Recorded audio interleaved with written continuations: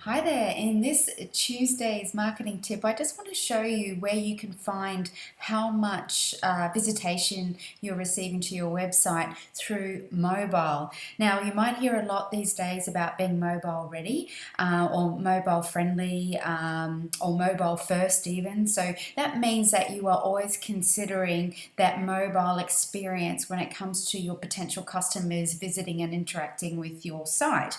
So if we just go into your normal Google Analytics, so we're just on what essentially is the home page. Under Audience, we want to come down to Mobile and then have a look at Overview. And this here, that is obviously your overall traffic, but then if we just scroll down the page a little here, you'll find that this is where it breaks up desktop, mobile, and tablet. So that's fairly self-explanatory, but just in case, desktop is obviously for your more traditional computer sitting on the top of your desk. There we go, genius. Mobile is referring to any mobile cell phone, whatever terminology you use, and then tablet is things like your iPads, etc. So in this mock-up, this is a demo analytics account from Google. It's showing that in this particular case, almost 72% of the visitors to the site were on a desktop, and just over 26% were on mobile, and very few, 1.7%, were on tablet. So on most sites these days, you'll find that that's it's very much skewed towards mobile. In fact, a lot of times you'll see it up in the 80 percentages and sometimes even higher. So definitely worthwhile dropping into here into analytics to make sure you have an understanding of how much of your website traffic is coming in on what type of device. If you do want to know exactly which devices they're using, you can then click on devices over here and it will show you a breakdown of what they're coming in on, what devices. Now this is showing definitely skewing to iPhone, so Apple, iPhone and iPad, and then it's going into some Google devices and then Samsung. Keep in mind this is just a mock analytics demonstration account that Analytics or Google, provides to you, so it will probably be skewed.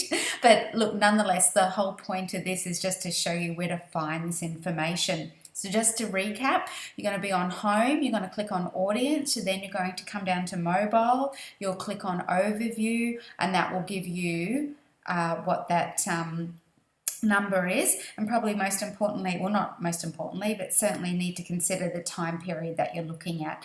So you could even compare. So for example, you might want to look at the same time last year. So if you wanted to look at, say, May 2019 versus May 2020, you can do that as well. So you would do something like May to 31, and then you can pop in here and go all the way back to May last year.